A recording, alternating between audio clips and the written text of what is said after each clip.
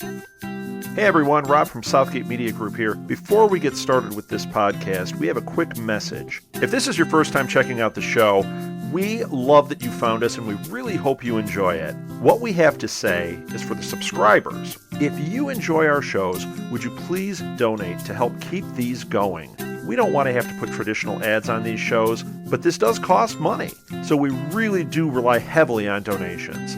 To make a donation to the show, please go to our website, www.southgatemediagroup.com. Go to the page for the show, and in the upper right-hand corner is a donate button. It takes you right to PayPal, and you can donate whatever amount you want. Thanks a lot for listening, everybody. And now, on with the show.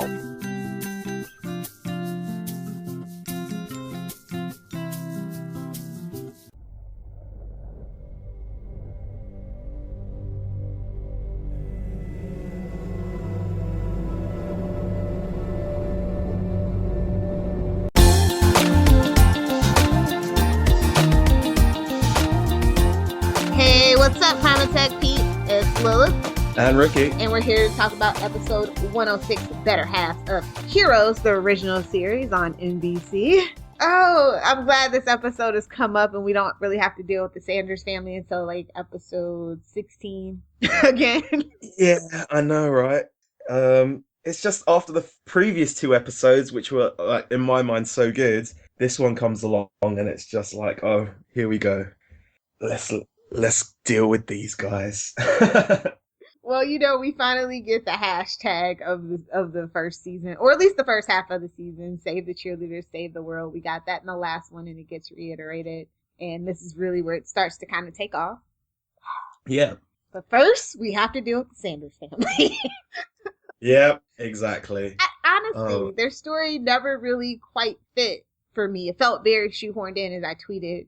Yeah. I don't know what it was about them. Maybe it's just their characters, or maybe it's the actors. But yeah, maybe on my first watch it was all right. They were like bearable, but like rewatching it, they're just so boring. Well, no, I think as a family they're boring. Yeah, because maybe. The kid has good chemistry with the mom and the dad, but when it's all three of them together, it just feels very like forced. Yeah. But I think that's just the kid himself. Like, the kid is quite a good character, and it's just a case of like he is far more smarter than his parents. Yes. And he always seems to know what's going on. Like, he always has those little, like, they're not even quips, but he has just these little lines where he lets them know that he knows what they're up to. Like, like, I know that there's that bit in a couple of episodes ago where he talks about what she does for a job and all that kind of stuff. And he's just always seemed like he should be the one who's looking after them as opposed to them looking after him, because they can barely look after themselves. Yeah. Man, it's the thing about Heroes that really kind of like looking back in retrospect is like how some of my favorite actors were quote unquote billed as guest stars, but they were really like the main actors. Like, of course, yeah. Jack Coleman, he didn't get upgraded to series regular until like episode 18. Even after Company Man, he wasn't a regular. So, and then, of course, James Kennison Lee Ando was a guest star for a long time. Which is like, Ando is like, I could never imagine the show without Ando because he's Hero's friend. He really is that guy that drove Hero to do a lot of this stuff.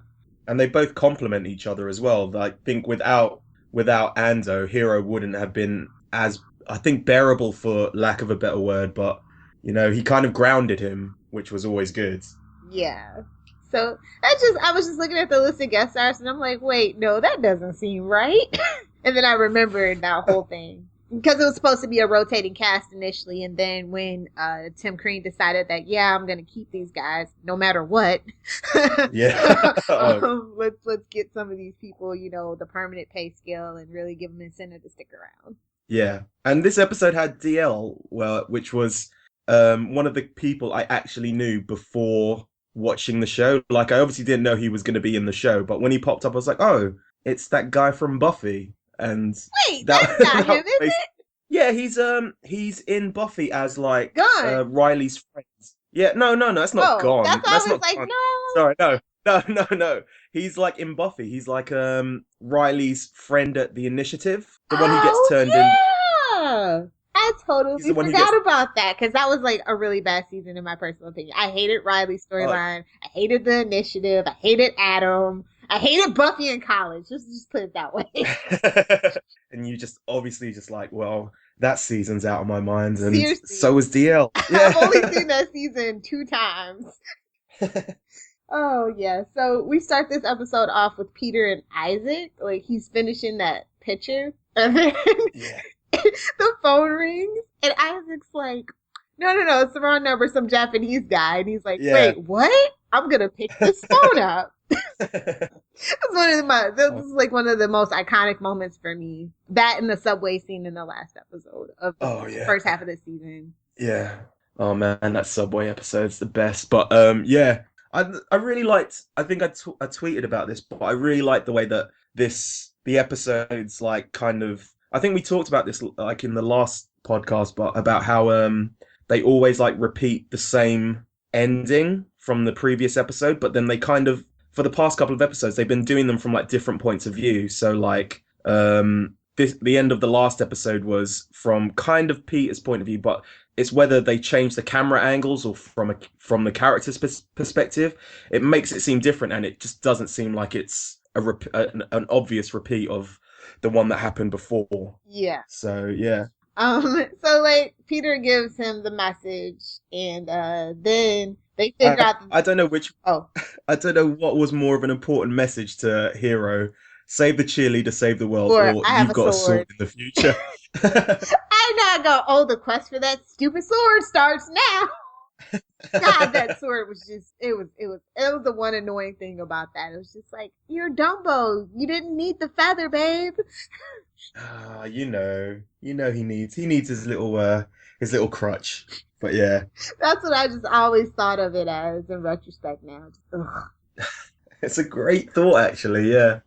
So yeah, they figure out that there's a missing painting from the comic book shelf, and Isaac can't remember it because he was high, and they realize that someone must have taken it. And I just love how he's like, yeah, Simone's gonna love that explanation.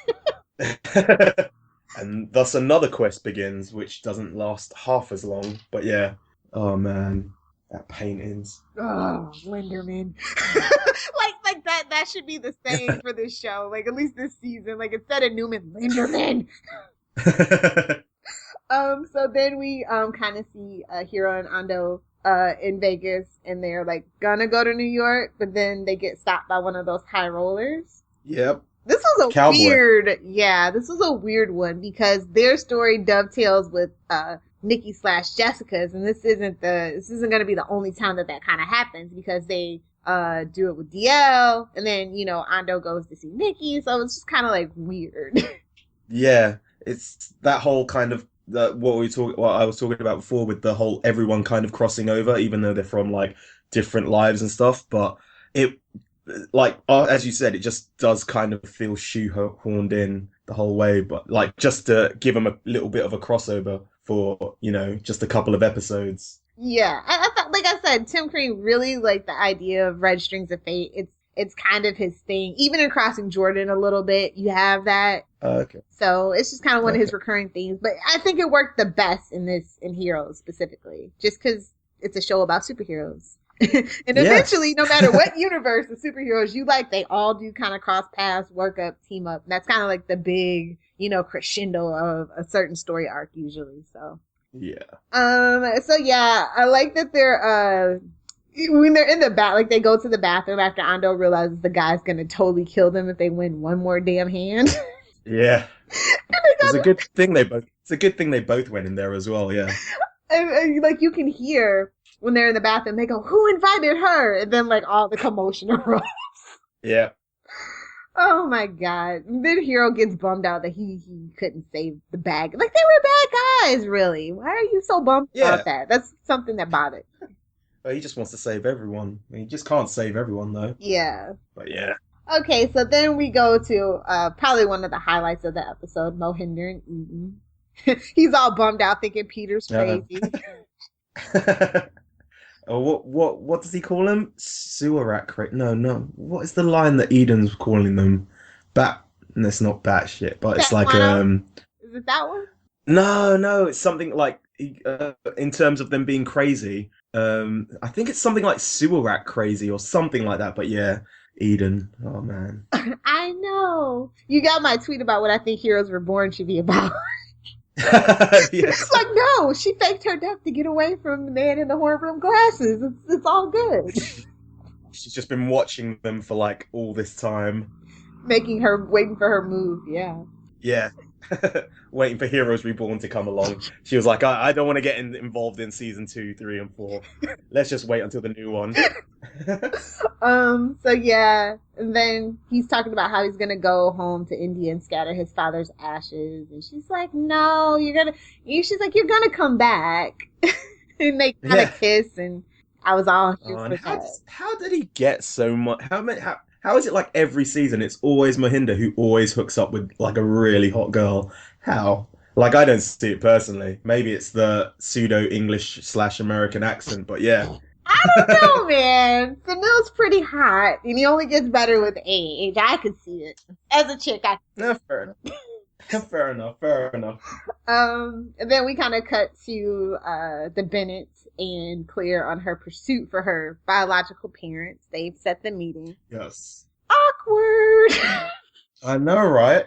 There's all that whole scene with them like talking and like the Bennetts on one side and the fake family on the other, and Mama Bennett is just like, it's something we do, and I was like, oh man, stop it, please. Like, it's just that kind of half of it's like overcompensating, and the other half is just like embarrassing mom. But yeah, Dude, that was just the funniest whole bit of the whole episode. Just yeah. I mean, that is an awkward situation. Like, I'm surprised they even told her she was adopted.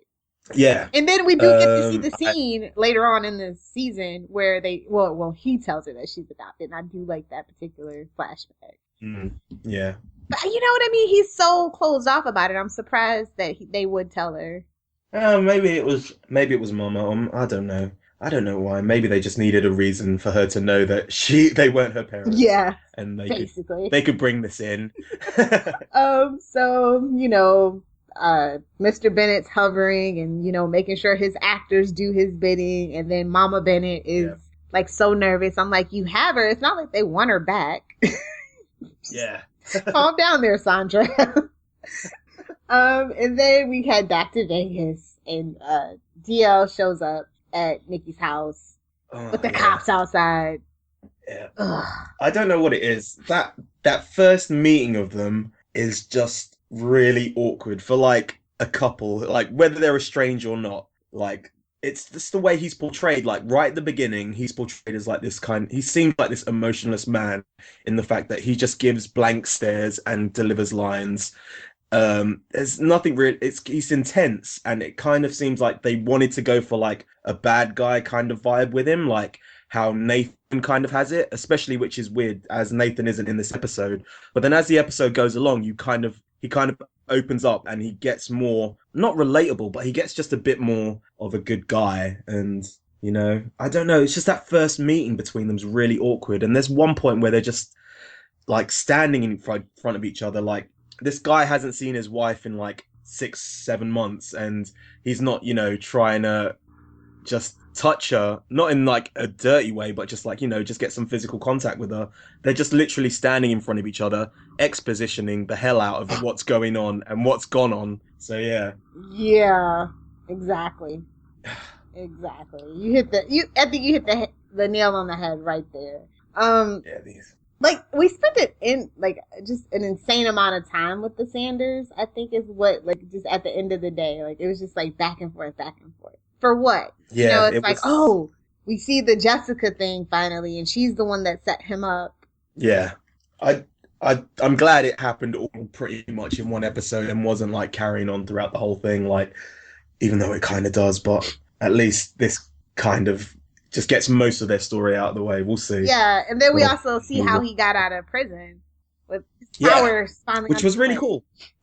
Yeah, I kind of liked that. I just his powers in general. I kind of dug him, and I don't know, he was cool. That's like, also a lame power though. Walk through walls.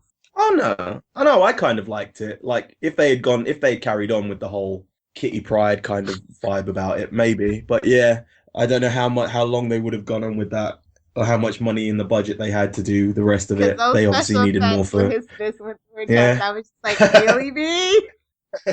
Yikes! 2006 They was obviously rough. they obviously needed the rest of the special effects budgets for all those Peter and Scylla fights. Oh yeah, wait. Somebody was embezzling money, I think. What else really happened in this episode? Not much. Not really. It was mainly Nikki and it was mainly the Sanders, and we've talked quite. I think we've given enough time to them. There was the Eden reveal, which kind of happened. Yeah. She was working for Bennett the whole time. We still don't know. At this point, we still don't know who or what he's working for, but they kind of give the foreshadowings of, like, he's trying to protect his daughter. She gives the whole, save the cheerleader, and then it kind of, you see a kind of twinkle in his eye, like I think he's playing with his like broken pair of horn rim glasses. Yep. And it kind of stops when she says that, and so it's kind of a foreshadow that he knows more than he's letting on in terms of what we know about him so far. Yeah, I think that's mainly all that happens. Yeah. Really, I do. This is going to be a very short episode. Well, it's okay. Yeah. I guess we can talk about, what was it? Shoot. Okay, yeah, this is like the first time that, it's the second time that Greg Beeman directed an episode. He's the executive producer. Like, I'm a really big behind the scenes person. He directed a lot of these episodes, and, he had a certain style. Like, I always could tell, like, he's really, like, all about the actors and their reaction shots. So I always felt a little overly dramatic. And you notice it with DL the most in this specific episode. It's like the long pauses. Yeah. Like, and the kind of blank stares. No, sorry. I mean the intense stares. Yeah, let's go with that. Yeah. yeah. I just noticed that. But this and this episode was written by Natalie Chavez, and I don't think we did. We saw her again. She wrote The Fix. But after that, I don't think we ever saw her after season 1. I mean, I would have preferred just for Tim Crean to write all the episodes. I know that's a ridiculous amount because the first season was 23 episodes. But in the later episodes, he could have wrote half the season. And I think it would have been a little more consistent. Yeah. But yeah. Yeah, well, what can you do? Yeah, exactly. But I just wanted to bring that up about Greg Beeman because I always kind of noticed that about the episodes he directed. Well, that's always good because I never really the behind the scenes stuff I rarely even look at. So you bringing up like directors and writers and stuff like that, maybe I should really start looking into that now, especially with this podcast. But yeah, no, actually no, I've got you. Yeah, I've got you to do. What was the graphic novel? The graphic novel was called Stolen Time, and it was basically the 6 months previous where Nikki / Jessica, mainly Jessica, she steals the money for them to take from Lindemann. Basically, she takes over DL's place in the crew, and it ends up with her killing the rest of the gang in order to take the money for herself. But then we find out in that part in the graphic novel that she can't launder 2 million for at least 6 months because of the amount of money and also who it belongs to. So that was stolen, yes. And it is the first time that the symbol appears in the graphic novel, which is a little bit of trivia for you. But apart from that, that is it. Oh, the Cadillac pops up too, right? That's the one? Huh? Where this is like the first time in the graphic novel where the Cadillac pops up? Maybe, I believe so, yeah. The Cadillac? No, I was talking about the symbol. Yeah, no, but I mean, I just remember the Cadillac. I like the way that it was drawn. I didn't reread it this week. Oh, yeah, no, yeah, the Cadillac's in it. Oh, no, that's all right. The Cadillac's in it, yeah, and the end shot is... The end panel is basically her driving the Cadillac and the three bad guys just, like, laying bloodied. And obviously she's on her way to that place to bury them. Yeah. Oh, and it was the story was by Joe Pokowski, and then the art was by Marcus too. I don't know. It was weird. Like, Okay. I don't know. Like the graphic novels, I guess because they did a lot of the work digitally instead of like the hand stuff and then scanned in or whatever. It kind of just like as a person who's just really into comic books and sequential art in general, it just always kind of was like never really kind of. Even in the collected graphic novels that you can get on Amazon, it never really quite felt like a real graphic novel to me. Yeah. But I did like the artwork, especially Jessica, the way. Okay. And I love the sketch that they show of her. I think also the fact that they're only. Oh yeah. There's only 6 pages. The one where it ends with that's basically it. That's it. I think that's a big thing about why the graphic novels just don't have that same feeling, because there's only 6 pages and they kind of have to. It doesn't give you time to appreciate. It kind of doesn't give you time to appreciate the drawing because it's so quick. Obviously, you can look back on it, but most people just, me anyway, I just read through them once, get what I need to know from it, which is basically it. But that picture's quite a good one. I like the little bit in the show where. Are you talking about the show where Isaac's rubbing off and you see the symbol on her back? Yeah. In the painting. And then the one that Linderman has later on in the season, the big one, I really like that one. I always wanted to have a replica of that particular one. Because at first you don't know if it's Claire or Jessica because they're both blondes, and then you kind of start to see it, the differences. So yeah. Okay. What would you give this episode as a grade? Oh, straight up. So I'm going to have to go with a D, I think. Oh, ouch. D.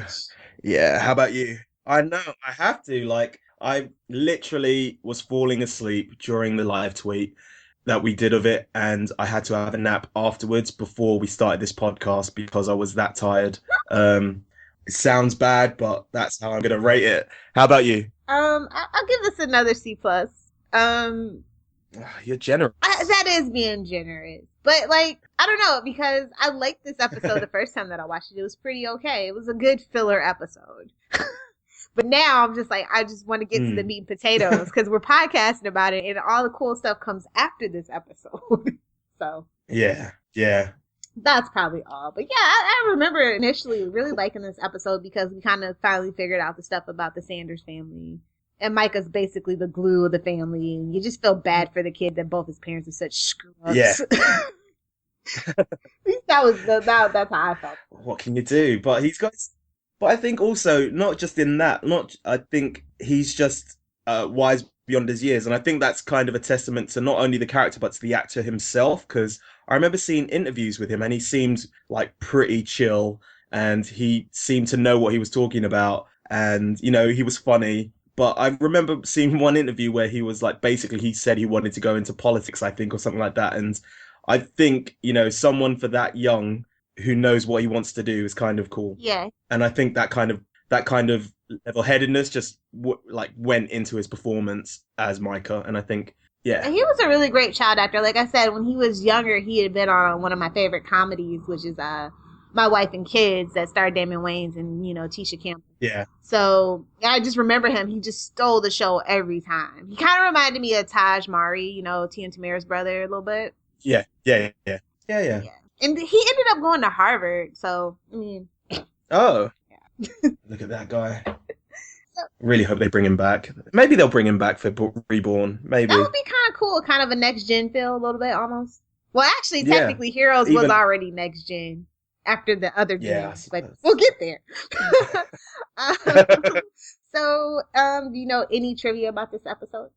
The only thing I have is that it's the first one with Nathan not in the episode, and that's basically it. How about you? Yeah, I'm tapped for this. No problem. Let's do some shameless plugs and self-promotion. Let them know where they can contact us on the interwebs. We got a Facebook. It's still a work in progress. Needs stuff. It's still a work in progress, but you might as well like it. It's facebook.com/Primatech Files, and you'll find us. We also have a Twitter, which is Primatech Files. And we have an email, which you guessed it, is primatechfiles@gmail.com. If you have any comments or questions for us, you can email us. I've actually got a email from someone, which is kind of cool. Let me pull it up. Okay, so it's from English Idiot 101 on Twitter. This is for it's not me, it's someone else, don't worry. This is about the first five. I really enjoyed the first five episodes when I first watched them, and again when I rewatched them. Well, the ones I could for the live tweets. It was interesting how the whole show was set up, especially with the audience wondering what Nikki could do. Peter and Nathan's relationship, although I didn't really like Nathan in these episodes, but that was probably the point. Claire struggling to do both a normal high school cheerleader, struggling to be both a normal high school cheerleader and keeping her power under wraps, and Hero and Ando being the best for comic relief. It could have been a bit faster paced, but overall I enjoyed it and couldn't wait to watch the next one. In fact, I watched the whole first season in 3 days. So wow, 23 episodes I know, right? in 3 days. I know. Well, it's at an hour. That is impressive. Yeah. And so I also want to send shout outs to English Idiot 101 on Twitter. There's someone called State T Boy, and Leans Mathias. I've already shouted out them in the Twitter, but just want to give them one in here because they're always there for the live tweets that we do weekly. Yes. What about your personal Twitters? You got any projects you're working on? Oh, actually, no. All I've got at the moment is just follow me on Twitter. I've got at Ricky J Diaz, RICKYJ or Z for you English people out there. I'm also probably going to be reviewing new Community, whether it's with Show Ratings TV or something else. Don't worry. But yeah, I'm looking forward to the new series of Community. That's basically what I'm going to be working on next. How about you? I'm just working on my new blog, Little Pop Culture Vulture, for you comic book and pop culture junkies, because I just got really tired of writing about CW shows. So that's what I'm working on right now. Other than that, you can find me on Twitter at Lilith Hellfire. You can find me on Tumblr, lilithfairyhellfire.tumblr.com. And you can find me live tweeting every Saturday about Heroes. So that about does it for our discussion of episode 106, Better Halves, poorly titled. So give them the tagline, Ricky, and we can be out. Download the podcast, save the world.